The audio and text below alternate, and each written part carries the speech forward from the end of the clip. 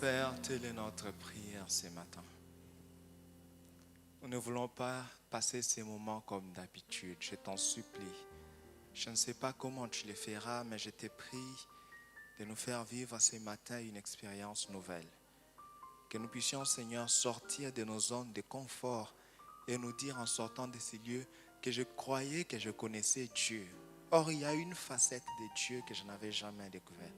Père, nous sommes conscients, Seigneur, qu'il y a beaucoup de choses de toi que nous ne connaissons pas encore. Je t'en supplie, Père, donne-nous de vivre une expérience nouvelle. Alors que Moïse avait déjà tellement vécu des choses avec toi, il aspirait à plus et il pouvait te dire, fais-moi voir ta gloire. Ce matin, je veux faire la même prière. Père, fais-moi voir ta gloire. Fais-moi voir ta gloire au milieu de ton peuple.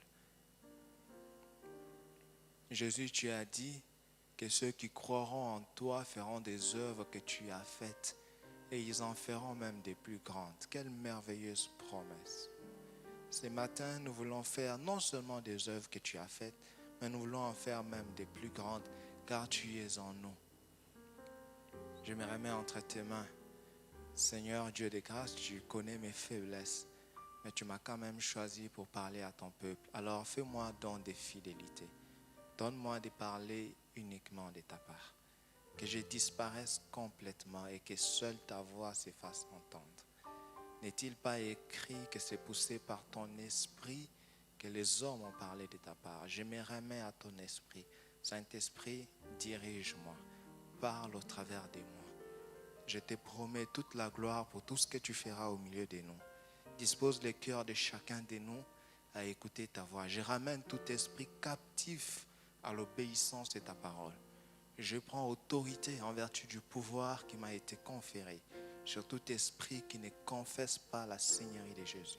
Je les déclare nuls et sans effet au nom de Jésus. Toute forme de distraction, de préjugés, tout ce qui pourrait nous faire passer à côté de ta volonté, je les détruis au nom de Jésus. Père, que ton Esprit Saint puisse convaincre chaque cœur en ces lieux. Et donne-nous, Seigneur Dieu de grâce, de transmettre fidèlement ta pensée. Merci parce que tu les feras. Au nom de Jésus. Amen. Alléluia. Gloire à Dieu. Vous savez, je suis toujours très heureux de parler de la part de Dieu, très heureux de donner le meilleur de moi-même pour celui qui a donné le meilleur de lui-même. Dieu nous a donné son Fils. C'est le meilleur de lui-même, n'est-ce pas? Alors, nous allons lire quelques textes et je vais nous demander de nous tenir debout, s'il vous plaît, pour ceux qui le peuvent. Et je vais demander au multimédia, on va projeter quelques textes bibliques que j'aimerais que l'on lise ensemble. Et après, nous allons... Le premier texte est dans Genèse, chapitre 1, verset 26. Vous savez, la parole de Dieu parle déjà elle-même. J'aimerais qu'on lise attentivement ces textes. Genèse 1, verset 26. Puis Dieu dit, est-ce qu'on peut les lire ensemble? Puis Dieu dit, faisons l'homme à notre image, selon notre ressemblance, et qu'il domine sur les poissons de la mer, sur les oiseaux du ciel, sur les bétails, sur toute la terre et sur tous les reptiles qui rampent sur la terre. Alléluia. Le deuxième texte, c'est dans Colossiens 1, verset 15.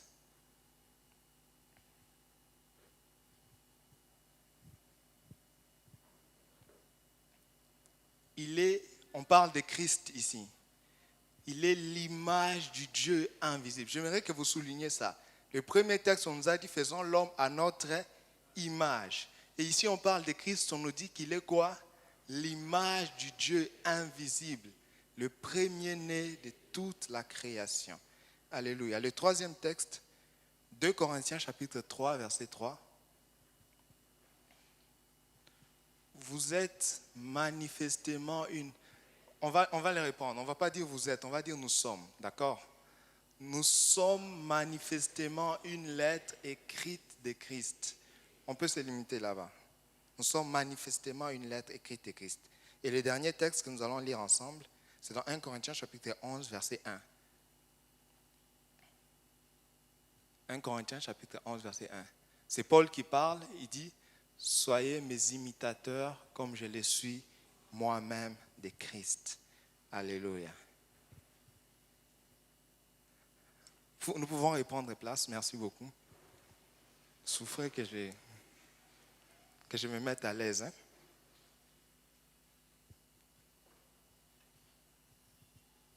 Comme ça au moins. D'accord, gloire à Dieu. Alors le thème autour duquel je veux nous parler ce matin, ou Dieu va nous parler ce matin, je l'ai intitulé « Apprenons de Jésus-Christ le modèle parfait ». Apprenons de Jésus-Christ le modèle parfait.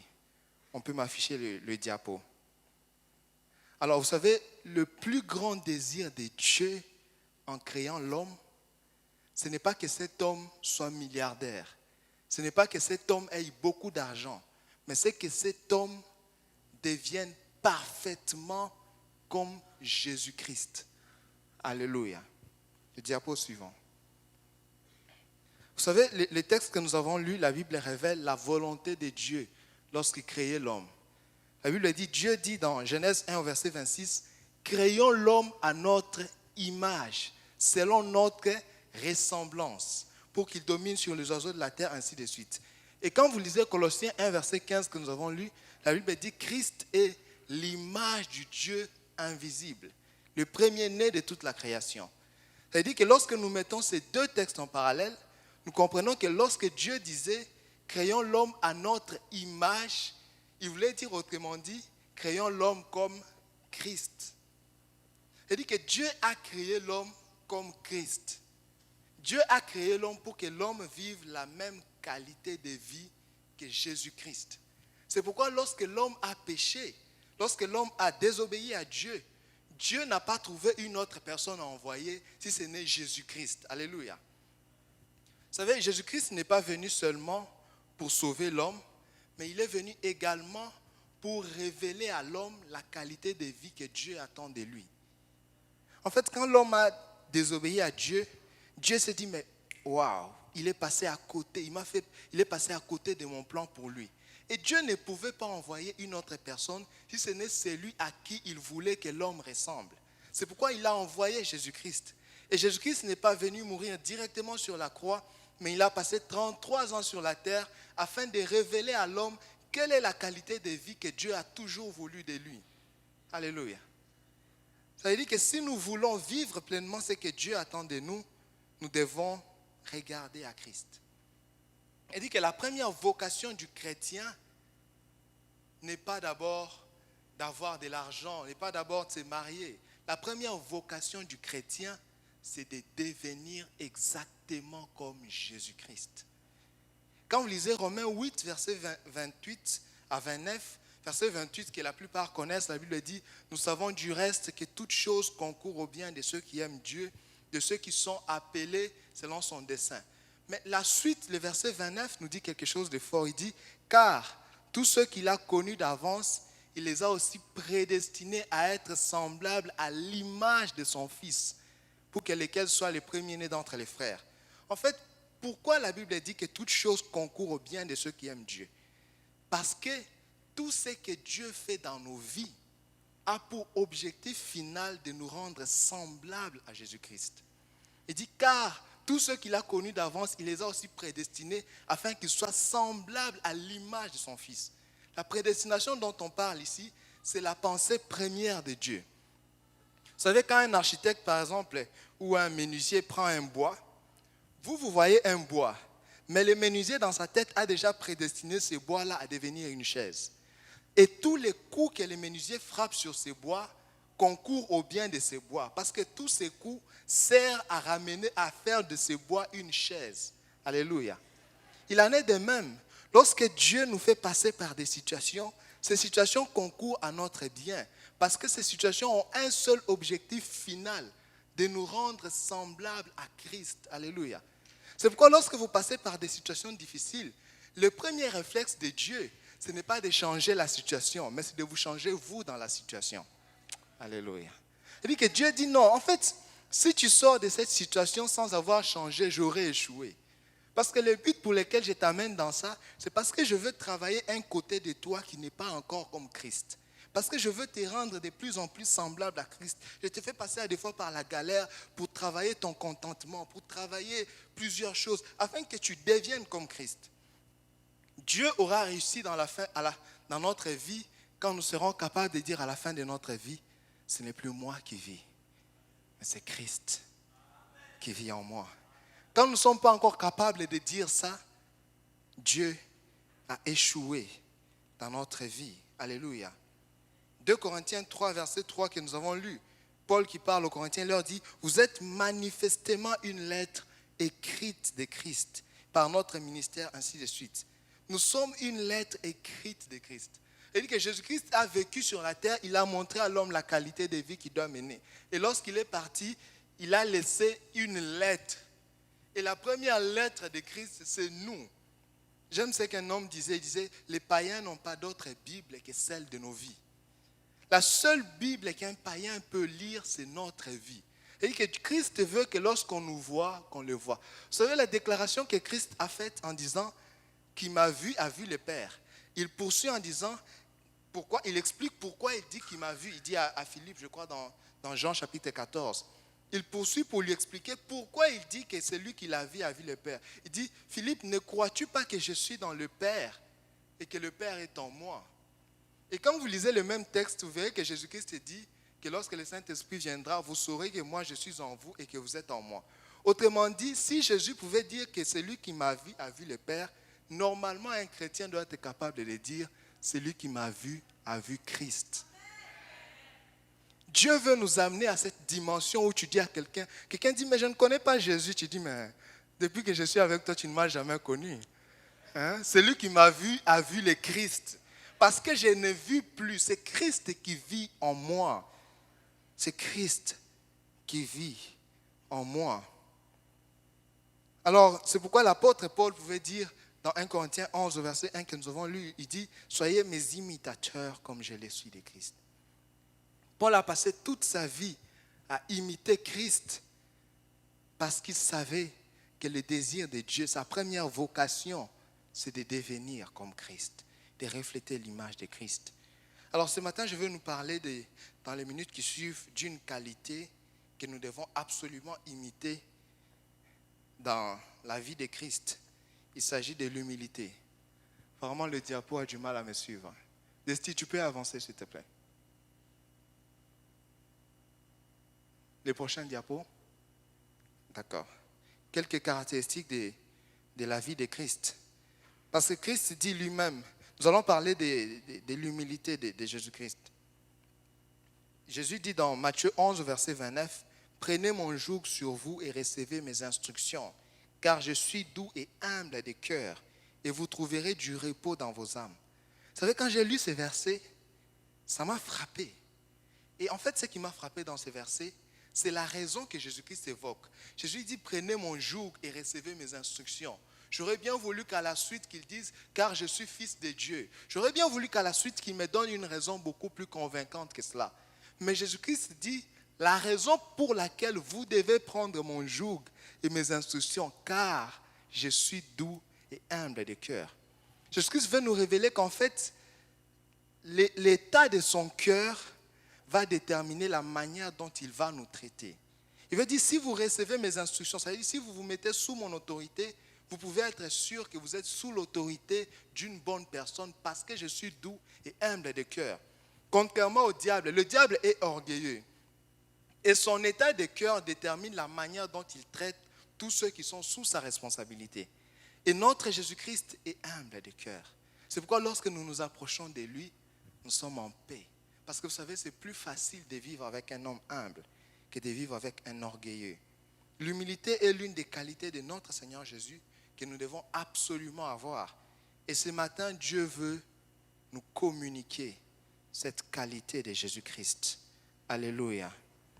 L'apôtre Pierre, parlant de l'humilité, dit dans 1 Pierre 5, au verset 5, « Et vous tous, dans vos relations mutuelles, revêtez-vous d'humilité, car l'Écriture déclare, Dieu s'oppose aux orgueilleux, mais il fait grâce aux humbles. » Dieu s'oppose aux orgueilleux.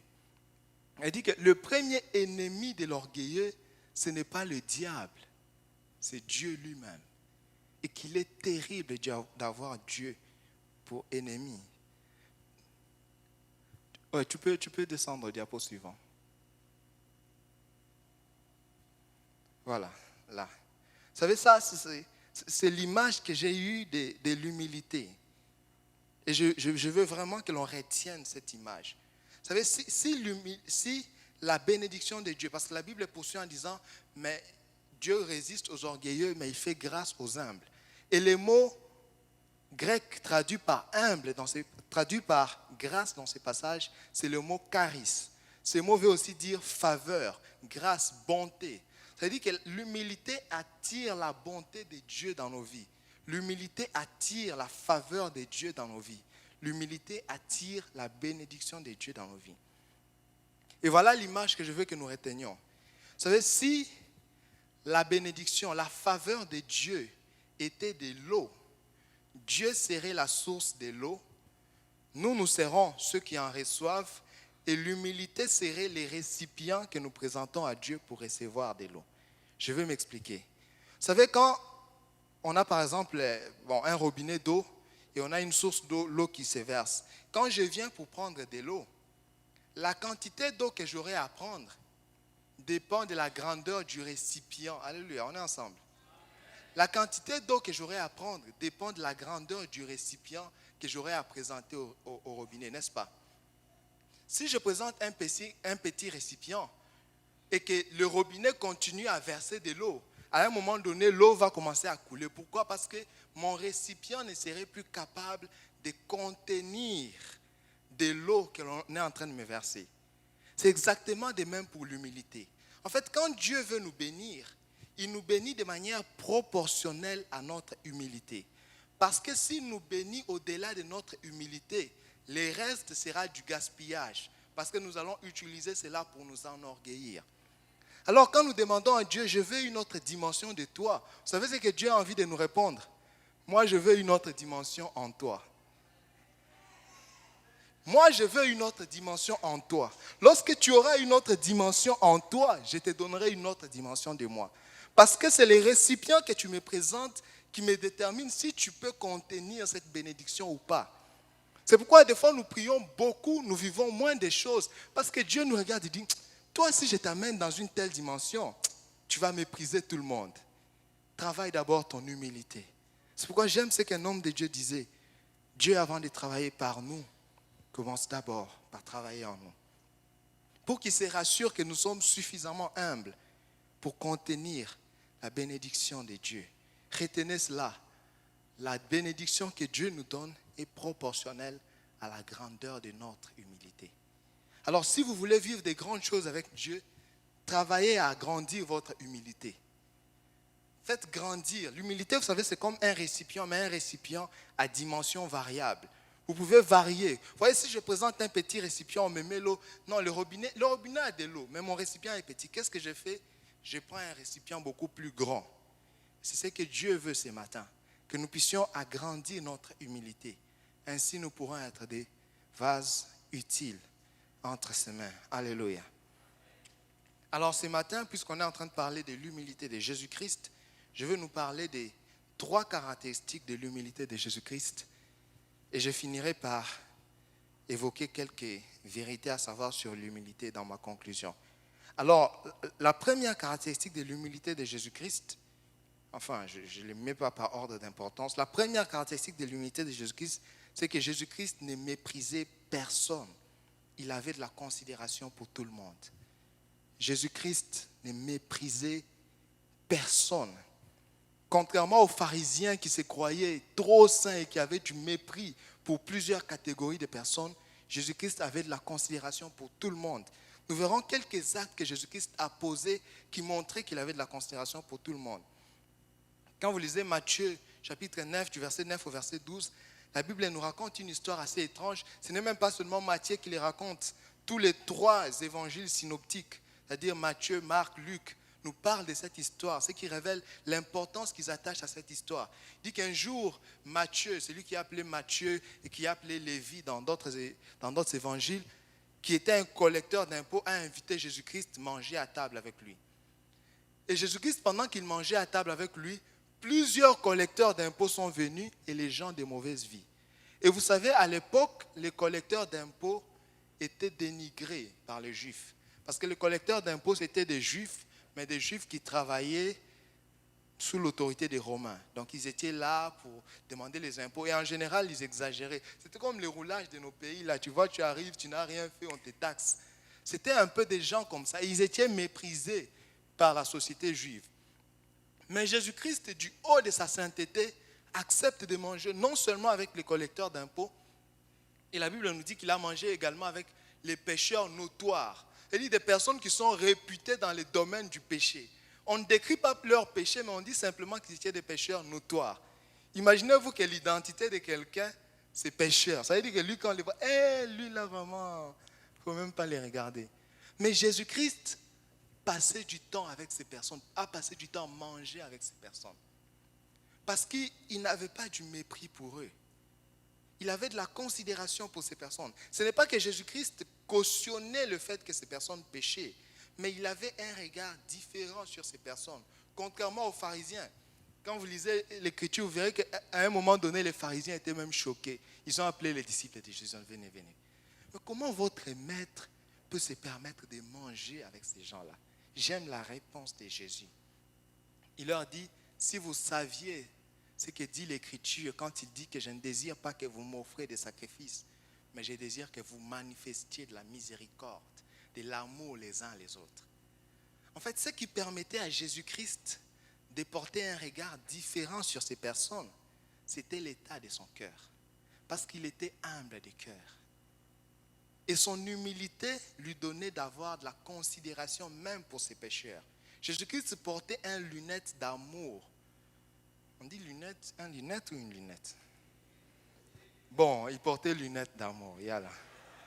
On va faire comme les Ivoiriens. Vous savez, j'ai compris que les Ivoiriens, c'est une parenthèse. Les Ivoiriens sont des gens très inspirés. Est-ce qu'il y a des Ivoiriens ici? Je vais vous révéler pourquoi. En fait, en lisant la Bible, j'ai compris pourquoi les Ivoiriens parlent sans article. La Bible dit ceci. Si ton œil est pour toi un objet de chute, arrache-les et jette-les. Car il vaut mieux pour toi entrer dans le royaume des cieux sans un œil que d'aller en enfer avec les 2 yeux. Et si un article est pour toi un objet de chute dans une phrase, arrache-les et jette-les. Car il vaut mieux pour toi parler bien français sans article que de parler mal français avec article, n'est-ce pas? Donc on va dire lunettes. Yalla. Donc Jésus-Christ portait des lunettes différentes pour regarder ces personnes-là. Il portait des lunettes d'amour. Il ne cautionnait pas ce que ces personnes faisaient, mais il avait de la considération pour ces personnes. Il avait de l'estime. Un deuxième exemple qui prouve que Jésus-Christ avait de la considération pour tout le monde.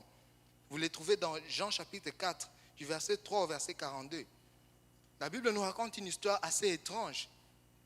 C'est que Jésus-Christ était en train de discuter. Déjà, Jésus-Christ quitte la Judée. Et vous savez, en général, quand les vrais Juifs quittaient la Judée pour aller en Galilée, ils ne voulaient pas passer par la Samarie. Parce qu'ils avaient du mépris pour les Samaritains. Puisque les Samaritains ne croyaient qu'aux 5 premiers livres de Moïse. Ils ne croyaient pas au reste. Et ils avaient des discussions avec les Juifs sur les temples. Est-ce qu'on doit prier à Jérusalem? Est-ce qu'on doit prier chez eux? Ainsi de suite. Donc, quand ils quittaient la Judée, ils préféraient faire le contour pour arriver en Galilée que de passer par la Samarie. Mais le premier acte qui prouvait que Jésus-Christ n'était pas dans ces choses-là, Jésus-Christ accepte de passer par la Samarie. Et pire encore, pour les Juifs, bien sûr, Jésus-Christ se met à discuter avec une femme samaritaine. Déjà, le fait qu'elle soit femme à cette époque, c'était déjà une raison qu'elle soit méprisée. Vous allez lire la Bible de l'Ancien Testament au Nouveau Testament, vous verrez que dans la culture juive, on ne comptait pas les femmes. On n'avait pas de la considération pour les femmes. Vous les trouvez, par exemple, dans Exode 12, verset 37. Écoutez ce que la Bible dit. Les Israélites partirent des Ramsès en direction de Soukout.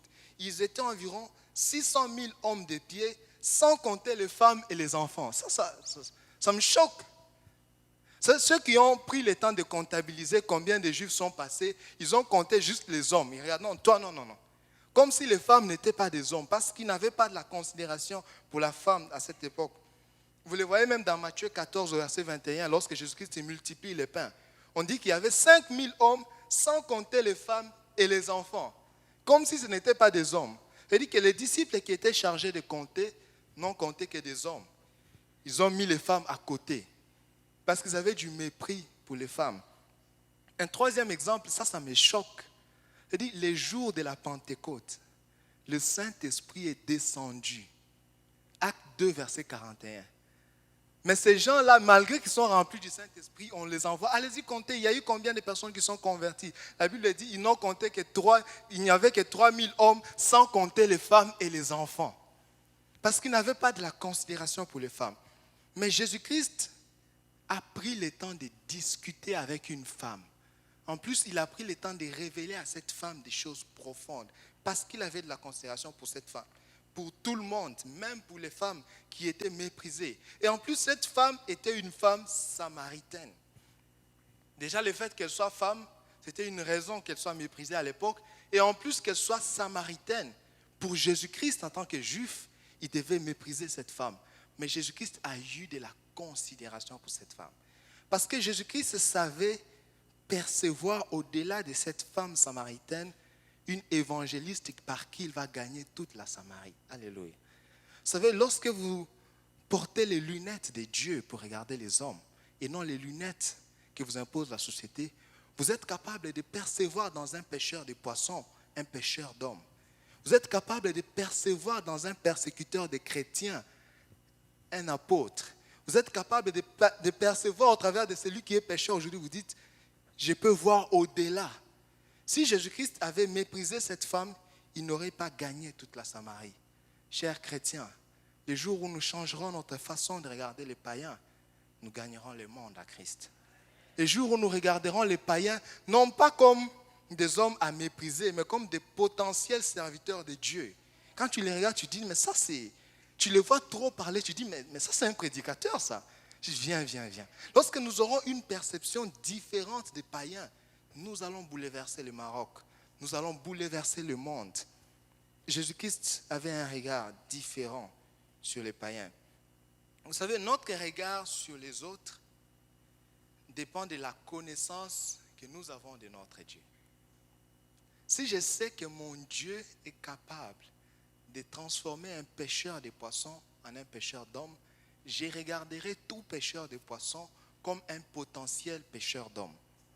Si je sais que mon Dieu est capable de transformer un persécuteur de chrétiens en un apôtre, je regarderai tout persécuteur de chrétiens comme un potentiel serviteur de Dieu. En réalité, lorsque nous méprisons les pécheurs, nous sommes en train de mépriser la capacité de Dieu à les transformer. Nous sommes en train de mépriser la capacité de Dieu à les transformer. Sachez que derrière certains non convertis d'aujourd'hui, se cachent des nations qui seront gagnées pour Christ demain. Et lorsque nous les méprisons, nous méprisons également tout ce que Dieu a attaché à leur destinée. Jésus-Christ, non seulement qu'il n'avait pas du mépris pour les pécheurs, non seulement qu'il n'avait pas du mépris pour cette femme samaritaine, il n'avait même pas du mépris pour les enfants. Vous les trouvez dans Matthieu chapitre 19, du verset 13 au verset 15. La Bible nous montre que quand les disciples, comme ils avaient du mépris pour les enfants, quand les enfants voulaient s'approcher de Jésus, il empêchait. Jésus dit, oh, c'est quoi votre problème? Laissez les enfants venir vers moi, car le royaume des cieux est à ceux qui leur sont semblables. Parce qu'il avait de la considération pour toutes les catégories de personnes. C'est triste de voir que certains ont même du mépris, même pour leurs frères en Christ. Quel est le regard que nous portons sur nos frères en Christ? Quand nous les regardons, est-ce que nous les considérons ou nous les regardons avec mépris? J'aime ce que la Bible dit dans Philippiens 2, verset 3. Ne faites rien par esprit de rivalité ou par vaine gloire, mais que l'humilité vous fasse regarder les autres comme étant au-dessus de vous-même. Philippiens 2, verset 3. Que l'humilité vous fasse regarder les autres comme étant au-dessus de vous-même. Il dit que l'humilité est comme une paire de lunettes qui, une fois qu'on la porte, fait un zoom sur la personne qui est devant nous. Il dit que la personne qui est devant nous n'est pas forcément supérieure à moi. Mais quand je porte les lunettes de l'humilité, ça change ma manière de les regarder. C'est comme si ça agrandissait la personne. Ça me montre que cette personne est supérieure à moi. Et l'orgueil fait l'effet contraire. C'est comme une paire de lunettes qui, une fois qu'on la porte, rabaisse la personne qui est au-dessus de moi. Alors si tu remarques que dans ton cœur, tu as tendance à mépriser les gens, quand tu regardes, tu dis, ah, c'est là vraiment, qu'est-ce qu'il raconte? Sache que tu as besoin de changer les paires de lunettes. Porte les lunettes de l'humilité. Jésus-Christ avait les lunettes de l'humilité. C'est pourquoi sa manière de regarder les autres était différente. Alléluia. Alors, la deuxième caractéristique de l'humilité de Jésus-Christ. Jésus-Christ recherchait l'approbation de son Père et non les acclamations des hommes. Jésus-Christ recherchait l'approbation de son Père et non les acclamations des hommes. Quand vous lisez Jean chapitre 5, la Bible nous raconte que Jésus-Christ a rencontré l'histoire de cette femme à la piscine de Bethesda. Et quand Jésus-Christ l'a guérie, Jésus-Christ lui a dit, enfin cette femme, cet homme qui était les paralytiques à côté de la piscine de Bethesda, Jean chapitre 5. La Bible lui a dit, c'était un jour du sabbat, Jésus-Christ lui a dit, prends ton lit, lève-toi et marche. Et lorsque cet homme a commencé à marcher, il a rencontré les pharisiens qui lui ont dit, mais ce n'est pas possible, tu ne peux pas être guéri le jour du sabbat. Et finalement, ils ont rencontré Jésus-Christ, ils ont commencé à reprocher, comme ils en avaient d'ailleurs l'habitude, Jésus-Christ, le fait qu'il ait guéri un homme le jour du sabbat. J'aime ce que Jésus-Christ répond dans Jean chapitre 5 au verset 41. Il leur dit, je ne cherche pas à être applaudi par les hommes. Dans notre version, on dit, je ne cherche pas la gloire des hommes. Et au verset 44 du même chapitre, c'est-à-dire Jean chapitre 5, verset 44, il leur dit maintenant, il dit, comment pourriez-vous parvenir à la foi alors que vous voulez être applaudis les uns par les autres et que vous ne cherchez pas la gloire qui vient de Dieu seul? Contrairement aux pharisiens, Jésus-Christ avait les yeux fixés sur la gloire qui vient de Dieu et non sur les acclamations des hommes.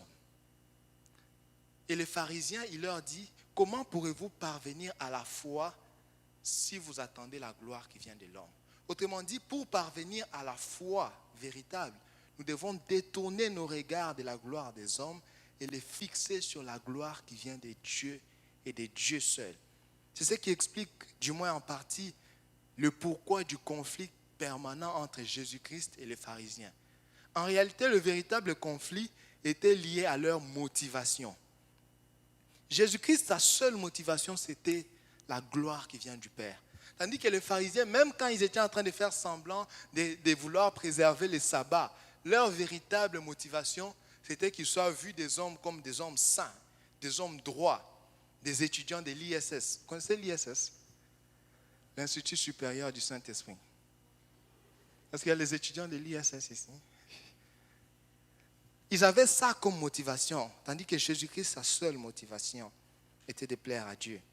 La Bible dit dans Psaume 34, verset 5, quand on tourne vers lui les regards, on est rayonnant de joie et les visages ne se couvrent pas de honte.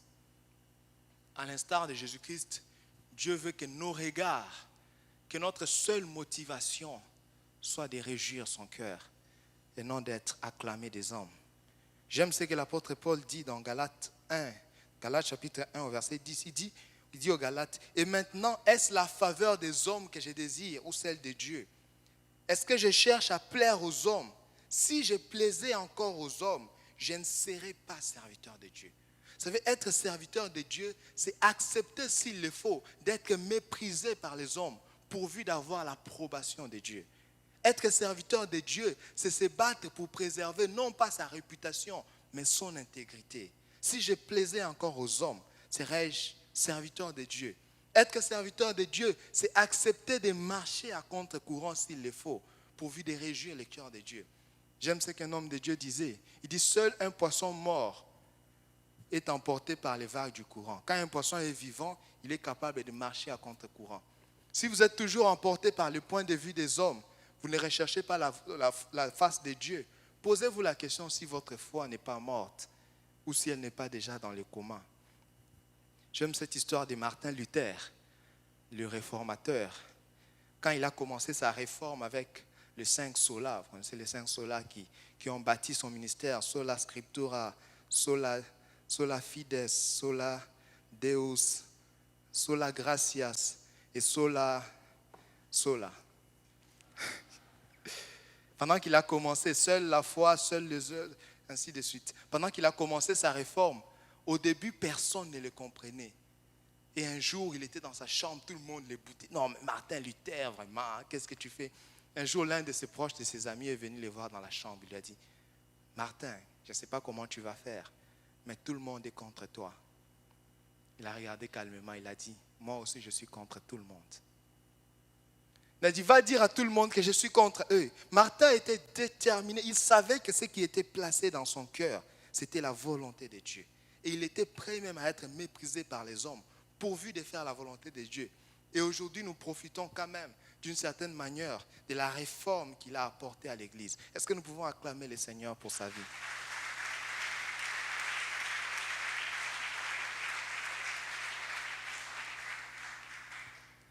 Vous savez, le plus important n'est pas d'avoir tout le monde de son côté, mais d'avoir Dieu de son côté. Et lorsqu'on a Dieu de son côté, on a la majorité absolue. Vous savez, la vérité n'est pas toujours du côté de la majorité. C'est peut-être la petite, permettez-moi de le dire comme ça, c'est peut-être la petite déformation que nous a apporté la démocratie. La vérité n'est pas toujours du côté de la majorité. Il y a une histoire assez particulière de Jésus-Christ. Quand je l'ai lu, ça m'a interpellé. Vous savez, Jésus-Christ, quand vous lisez Jean chapitre 6, verset 26, la Bible nous présente Jésus devant une foule, Jésus-Christ qui nourrit une foule de plus de 5000 personnes, sans compter les femmes et les enfants, comme ils en avaient l'habitude. Il dit qu'il y avait peut-être une foule de 15 000 personnes devant Jésus-Christ. Il dit que Jésus-Christ, si on doit considérer Jésus-Christ comme un pasteur, il dit que Jésus-Christ en ce moment-là était un pasteur d'une église de plus de 15 000 membres. Mais chose étonnante, après maintenant, Jésus-Christ s'est rendu compte qu'en fait, ces brebis-là ne les suivaient pas vraiment pour lui, mais il les suivait pour ce qu'il donnait, le pain et le poisson. Et Jésus-Christ a commencé à leur dire des choses dures, des messages très poignants. Il a commencé à leur dire, écoutez, si vous ne mangez pas mon corps et vous ne buvez pas mon sang, vous n'allez pas entrer dans le royaume des cieux.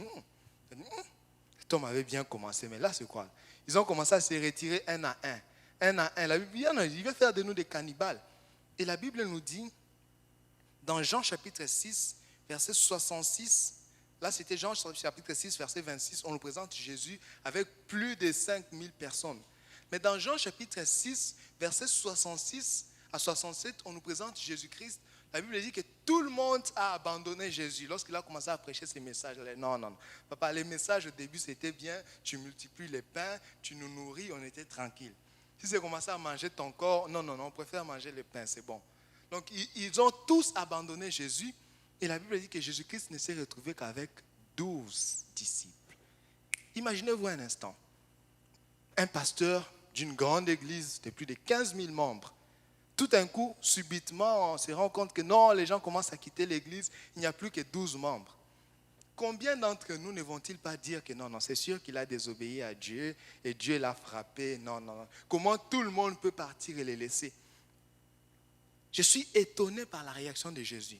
Jésus, au lieu quand même de dorloter les 12 qui étaient restés, leur dit, ah vraiment merci beaucoup, vous quand même vous êtes restés, ah vraiment merci d'avoir reconnu en moi. Jésus-Christ les regarde et dit, mais pourquoi vous ne partez pas aussi? Et là la réponse de Pierre, il dit, Maître, Jean 6, verset 68, à qui irons-nous? C'est toi qui as les paroles de la vie. Il a dit, ces paroles que les hommes trouvent dures, nous avons compris que c'est dans ça que se trouve la vie. Les autres sont partis et ils sont restés. Et malgré le fait que Jésus-Christ a perdu plus de 5000 personnes, il n'est resté qu'avec 12, il n'a pas changé son message. Parce qu'en réalité, ce qu'il cherchait, ce n'était pas d'avoir la foule derrière lui, mais c'était d'avoir l'approbation de son Père. Église du Seigneur, quelles sont nos motivations quand nous servons Dieu? Qu'est-ce que nous cherchons vraiment? Est-ce que nous cherchons à être applaudis des hommes ou nous cherchons réellement l'approbation de Dieu. Vous savez, quand vous lisez 1 Corinthiens 10, je crois le verset 27, la Bible dit, soit donc que nous mangeons, soit que nous buvions, faites tout pour la gloire de Dieu. J'aime bien le dire. Le mot péché, dans son origine grecque, veut dire manquer la cible. Et la véritable cible, c'est la gloire de Dieu. C'est-à-dire que tout ce que nous faisons qui n'a pas pour objectif final de glorifier Dieu, même si aux yeux des hommes, cela peut paraître que bon, c'est un péché. C'est une lance qui a raté la cible. Ce matin, j'aimerais nous interroger sur nos motivations quand nous servons Dieu, nos motivations quand nous parlons, nos motivations quand nous faisons tout ce que nous faisons. Est-ce réellement nous le faisons pour glorifier le Seigneur? J'aime ce que Paul dit dans 1 Corinthiens 4, verset 3. Il dit, pour moi, il m'importe fort peu d'être jugé. Il parle aux Corinthiens. Il dit, pour moi, il m'importe fort peu d'être jugé par vous ou par un tribunal de ce monde. Je ne me juge pas non plus moi-même, car je ne me sens coupable de rien. Mais ce n'est pas pour cela que je suis justifié. Celui qui me juge, c'est le Seigneur. Paul avait fixé tout son regard sur Dieu, le véritable juge, jusqu'au point où ça lui importait peu. Sa réputation ne lui disait plus rien. Il dit, ça m'importe peu d'être jugé par vous. Jésus-Christ était tellement déterminé à faire la volonté de Dieu qu'il était prêt même à mettre sa réputation en péril. C'est l'histoire que nous avons lue tout à l'heure de la femme samaritaine. Si vous remarquez bien, vous savez que quand Jésus-Christ prend le temps de discuter avec la femme samaritaine, je peux me mettre à l'aise, non? Quand Jésus-Christ prend le temps de discuter avec la femme samaritaine, il est en train de mettre sa réputation en péril. Et quand vous lisez Jean chapitre 4, verset 27, la Bible dit que quand les disciples de Jésus sont venus, ils étaient étonnés de les voir discuter avec une femme et ils n'ont même pas pu lui poser la question. Pourquoi? Parce qu'en fait, Jésus-Christ était en train de mettre sa réputation en péril. Premièrement parce que, vous savez, le puits, c'était un lieu de rencontre des amoureux. Et puis cette femme était seule. Imaginez Jésus, c'est un prophète, enfin, selon ce que ceux de son époque pensent. Vous voyez un serviteur de Dieu dans un puits, en train de discuter avec la femme passionnément. C'est sûr que les disciples, quand ils l'ont vu, ils ont dit, hé Seigneur Jésus, tu avais dit que tu vas mourir à la croix. C'est ça la croix vraiment.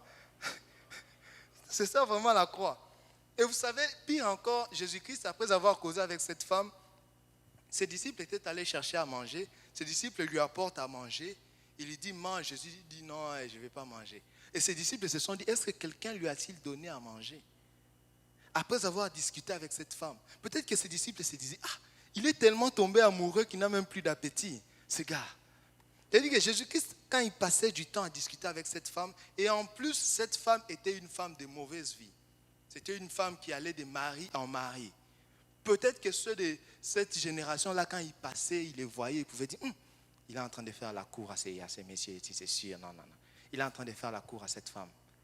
Mais Jésus-Christ a accepté de mettre sa réputation en péril pourvu de faire la volonté de Dieu. Jésus-Christ savait que je suis avec cette femme en train de discuter, non pas parce que je le veux, mais parce que mon Père le veut.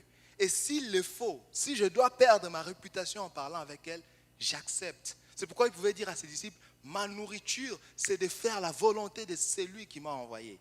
Il était tellement déterminé que ça lui importait peu. Il cherchait l'intégrité. Un homme disait, la réputation, c'est ce que les hommes disent de nous. Mais l'intégrité, c'est ce que Dieu et les anges disent de nous. Qu'est-ce que nous cherchons? Une réputation ou véritablement l'intégrité? Ou véritablement l'intégrité? J'aime ce témoignage qu'un homme de Dieu raconte. Je crois l'avoir déjà raconté ici. Il dit qu'un jour, quand il était encore jeune, il est allé prêcher au campus. Le campus, c'est le home de l'UNIKIN au Congo, l'université de Kinshasa. Et quand il a prêché, il a parlé, il y avait quelques manifestations qui s'étaient manifestées, permettez la tautologie, quelques manifestations spirituelles. Il y avait quelques personnes seulement qui parlaient en langue. Mais lui, dans son orgueil, quand il est allé à l'église faire le témoignage, il a agrandi le témoignage. Alléluia, amen, alléluia. Vous savez, je suis allé à l'UNIKIN, il y a eu des guérisons, les aveugles ont vu, il y a eu tellement de choses que Dieu a fait. Les gens acclament, alléluia, praise the Lord. Quand il est rentré, vous savez, le Saint-Esprit ne blague pas. Il a senti le Saint-Esprit en lui était triste. Saint-Esprit lui a dit, tu as menti. C'est vrai qu'il y a eu quelques guérisons, mais ce n'était pas autant que tu l'as dit. Tu l'as dit comme ça par orgueil. Va sur la chair demander pardon. Il va sur la chair dire aux gens, non, excusez-moi, tout ce que je vous avais dit, c'était un mensonge. Ah, mais les gens ont déjà dit amen. De toutes les façons, c'est pour ta gloire ou pas. Tu ne peux pas doser. Non, va demander pardon. Non, c'était trop fort pour lui. Il dit, le Saint-Esprit le dérangeait tellement qu'il a quitté cette église-là pour ça. Il est allé dans une autre église. Vous savez, quand quelqu'un veut quitter l'église, vous ne savez pas pourquoi, il va vous créer une raison. Non, je quitte l'église. Ce frère-là m'a mal parlé, je ne viens plus. Non, frère, tu as un autre problème. Il est allé dans une autre église. Mais partout où il partait, vous savez, quand Dieu vous veut, il va vous parler. Il allait dans une autre église où personne ne le connaissait. On lui parlait de cela. Lui-même savait que c'était lui. Il fuyait, il allait ailleurs. Jusqu'à ce qu'un jour, il s'est dit, mais je ne peux pas régimber contre les aiguillons, comme Dieu disait à Paul. Je dois revenir dans la présence de Dieu. Il est revenu, il a dit, bon, je dois demander pardon devant l'église.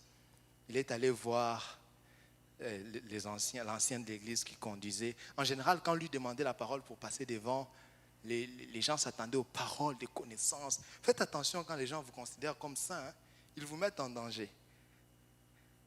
Les gens s'attendaient aux paroles de connaissance, aux choses profondes. Quand il est venu demander la parole, non, je vais parler. Les gens ont dit, parole de connaissance, Dieu nous a révélé. Non, je vais demander pardon. Toi? Oui.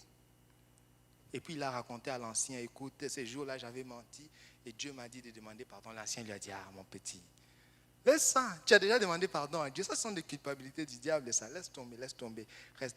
Il a dit, non, moi Dieu m'a dit de demander pardon devant la chair. Sa réputation était en jeu, car il était réputé comme un homme spirituel qui parlait de la part de Dieu. Et il a pris le courage, il a pris le micro. Il est passé devant, alléluia, église, amen. Les gens en train de sourire, une nouvelle révélation. Il dit, non, calmez-vous. Il dit, vous vous souvenez de ce que je vous avais dit ces jours-là? Les gens même avaient déjà oublié. Les gens, il était obligé de les rappeler. Oui, quand je vous avais dit qu'il y avait guérison. Alléluia, cette fois-là, oh Dieu, que Dieu te bénisse. Il dit, non, je vous avais menti. Les gens le regardaient. Et quand il est rentré, il sentait les yeux des gens le frapper ici. Et quand vous êtes assis devant, tu sens que les gens sont en train de te regarder bizarrement. Mais il avait la paix dans son cœur. Et ces jours-là, Dieu lui a dit, parce que tu as accepté de t'humilier devant les hommes pour moi, je t'élèverai devant les hommes. Et aujourd'hui, Dieu l'a élevé, il est en train de parcourir le monde. Parce qu'il a mis sa réputation de côté. Il a cherché à réjouir le cœur de Dieu. Dieu honore toujours ceux qui l'honorent. Quand vous décidez de servir Dieu pour Dieu, Dieu vous comblera. Alléluia. Je ne sais pas si j'ai encore le temps, mais je vais rapidement parler de la troisième caractéristique de l'humilité de Jésus-Christ. Jésus-Christ a reconnu et honoré publiquement Jean-Baptiste, un homme envoyé de Dieu pour préparer sa venue. Jésus-Christ a reconnu et honoré publiquement Jean-Baptiste. Ça, c'est un texte qui me frappe. Quand vous lisez Luc chapitre 7, versets 18 à 28, la Bible nous dit qu'un jour, Jean-Baptiste était arrêté. Alors que Jean-Baptiste était en prison, Jean-Baptiste en prison, sa foi avait commencé à faillir. Vous savez, quand on passe par des moments difficiles, à des fois, on commence à remettre en cause même les bonnes choses qu'on avait dites. Jean-Baptiste qui a vu l'ange descendre du ciel, une voix descendre du ciel, la voix du Père se faire entendre du ciel, dire, celui-ci est mon fils bien-aimé, en qui j'ai mis toute mon affection. Lui qui a vu Jésus-Christ passer, il a dit, voici l'agneau de Dieu qui ôte le péché du monde.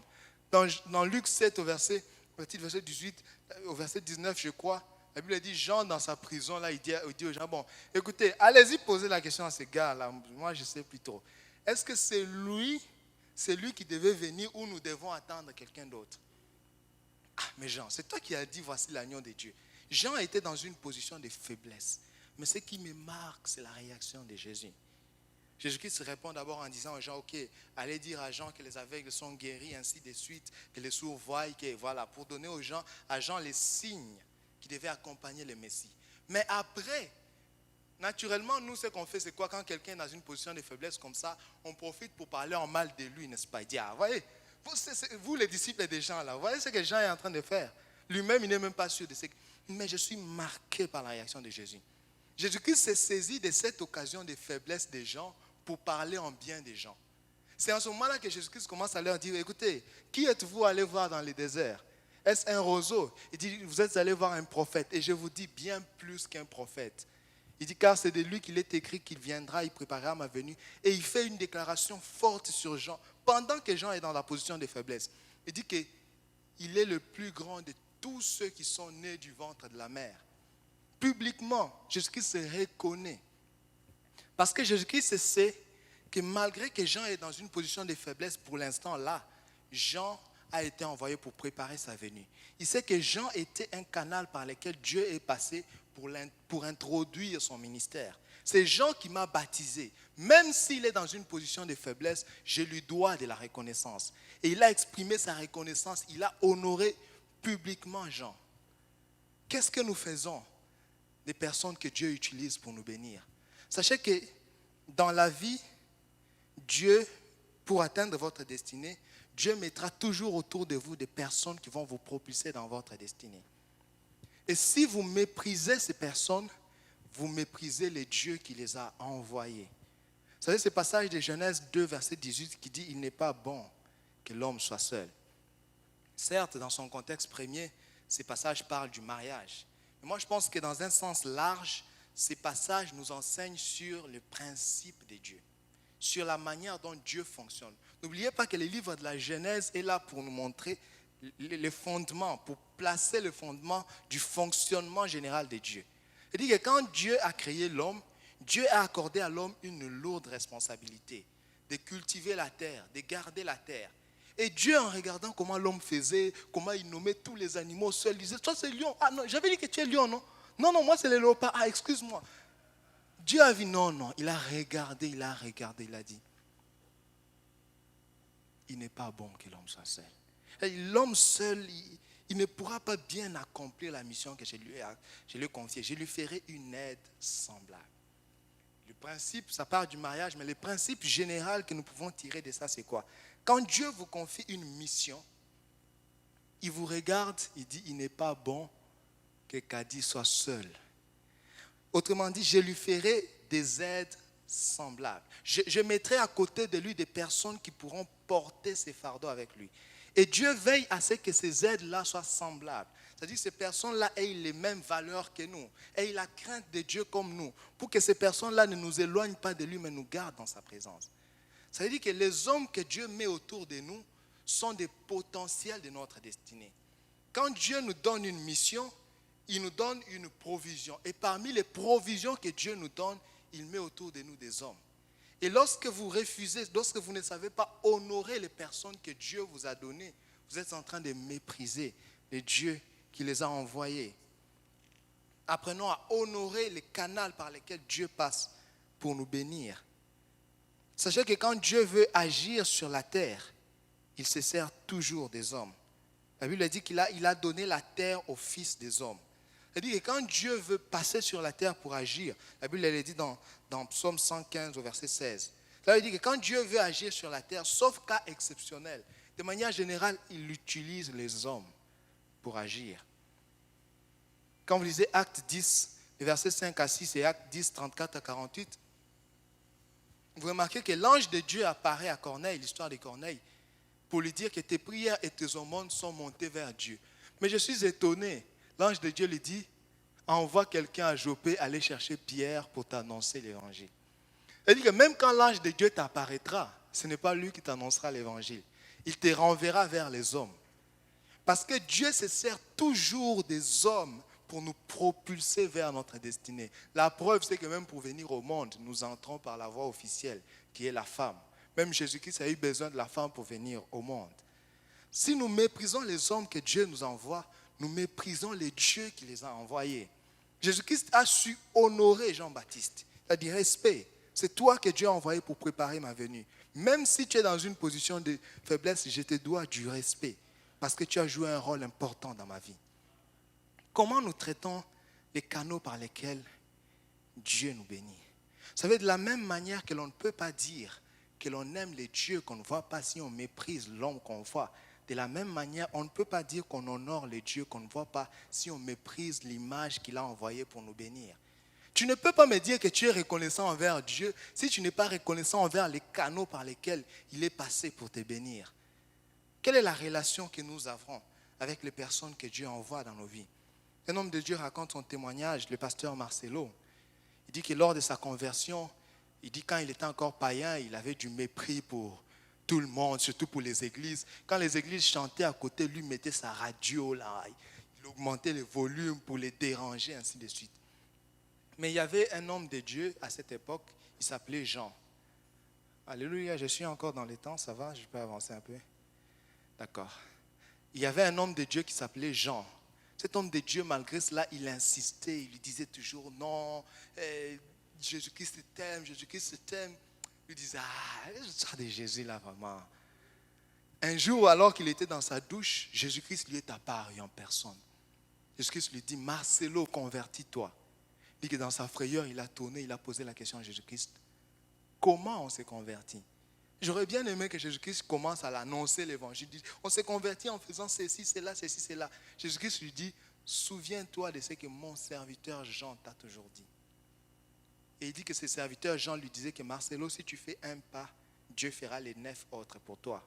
Si tu fais un pas, Dieu fera les 9 autres. Il dit que même quand Jésus-Christ t'apparaîtra, il te renverra vers les hommes. Même quand Jésus-Christ lui-même t'apparaîtra, il te renverra vers les hommes. Car il a donné la terre aux fils des hommes. Apprenons donc à honorer les personnes par qui Dieu passe pour nous faire du bien. 2 Rois chapitre 4, versets 1 à 7. La Bible nous raconte une histoire particulière. Il s'agit de l'histoire de cette veuve. Il y avait une veuve qui était l'épouse d'un des fils des prophètes. Ces fils des prophètes étaient morts. Cette veuve vient voir Élisée pour lui dire, écoute, Élisée, j'ai besoin d'un miracle, je n'ai plus qu'un seul vase. Je pense que vous connaissez l'histoire pour la plupart. Je n'ai plus qu'un seul vase d'huile. Je n'ai plus rien à manger. Si tu ne fais rien, je vais mourir. C'est la manière dont Élisée fait ces miracles qui m'interpellent. Écoutez ce qu'Élisée dit à la femme. Il lui dit, 2 Rois chapitre 4, versets 1 à 7, pour ceux qui notent, parce que ce n'est pas mentionné là-bas. Élisée lui dit, va chercher les vases chez tes voisins. Et lorsque tu ramèneras les vases, place les vases. Et prends l'huile qui est là, commence à verser sur tous les vases. Et cette huile-là va remplir tous les vases. La Bible dit que lorsque cette huile a rempli tous les vases, l'huile a arrêté de couler. J'ai une question pour vous. Pourquoi Élisée n'a pas multiplié les vases? Mais il a demandé à cette femme d'aller chercher les vases chez ses voisins. Et aussi la quantité d'huile que cette femme allait recevoir dépendait de la quantité de vases qu'elle allait présenter. Et la quantité de vases qu'elle allait présenter dépendait du nombre de bonnes relations qu'elle avait. Parce que les vases, elle allait aller les chercher chez ses voisins. Elle dit qu'elle allait venir, oui, écoute, est-ce que je peux avoir les vases? Toi, tu m'avais insulté hier, quitte ici. Si elle n'avait pas de bonnes relations, elle allait avoir peut-être 2-3 vases. Et elle n'allait pas avoir assez d'huile. Et là, le problème allait être Dieu ou elle. Le problème allait être elle. Puisqu'elle a méprisé les hommes que Dieu a placés autour d'elle. À des fois, nous bloquons notre bénédiction parce que nous ne savons pas soigner les relations. Écoutez, on ne demande pas au ciel ce qui est déjà sur la terre.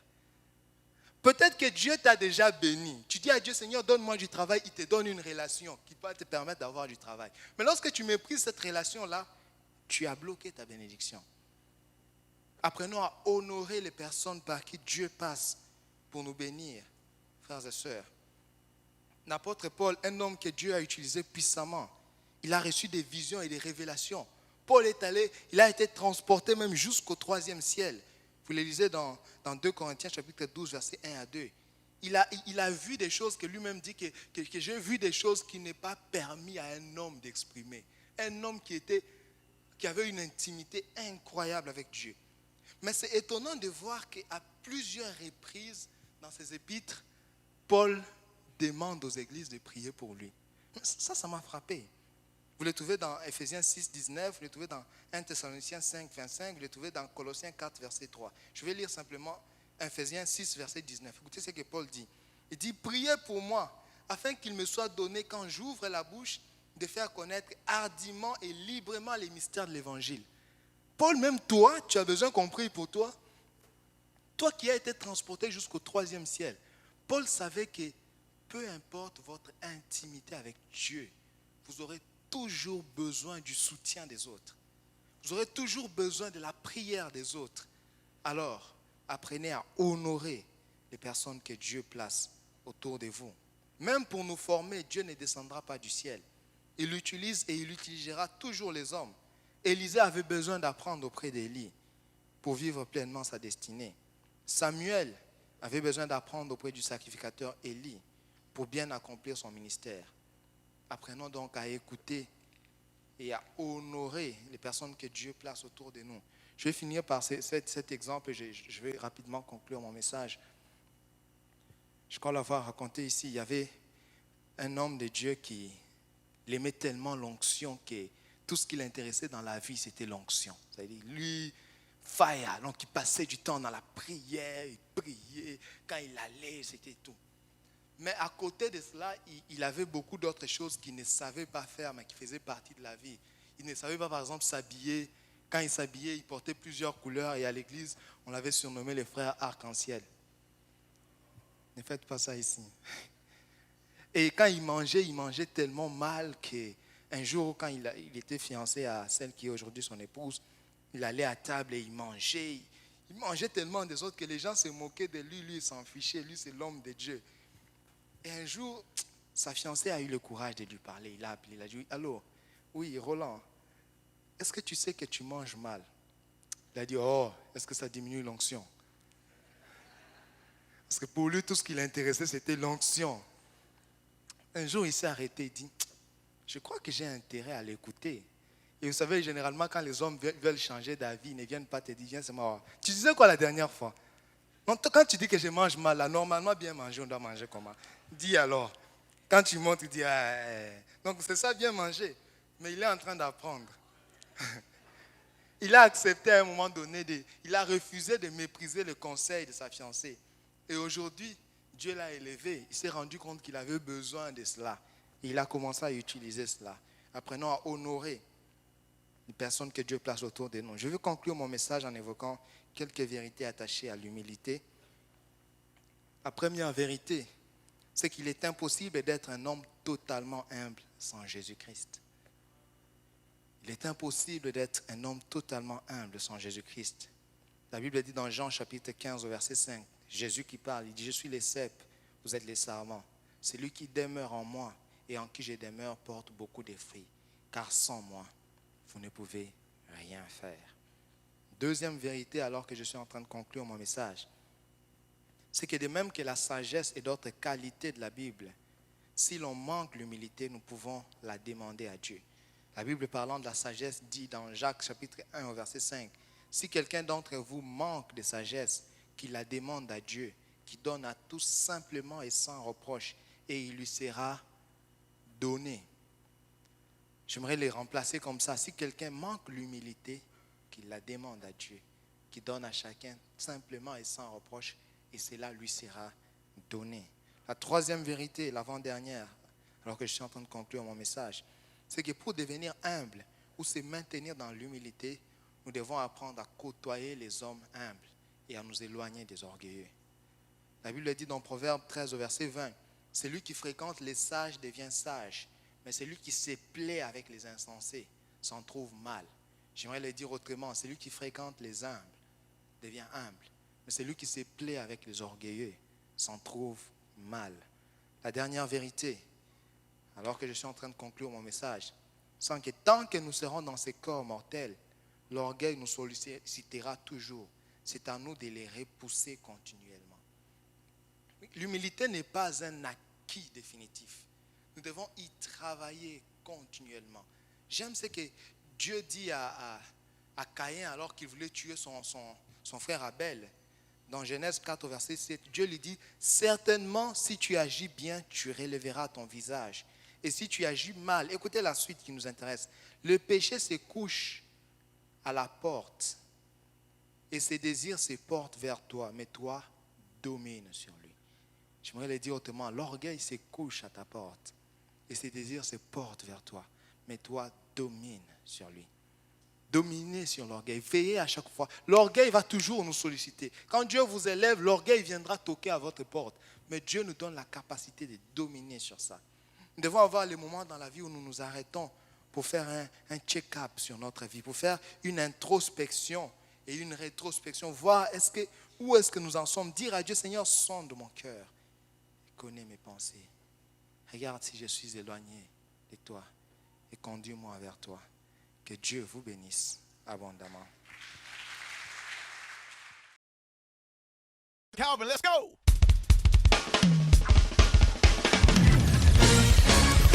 Woo! Yeah. This song right here.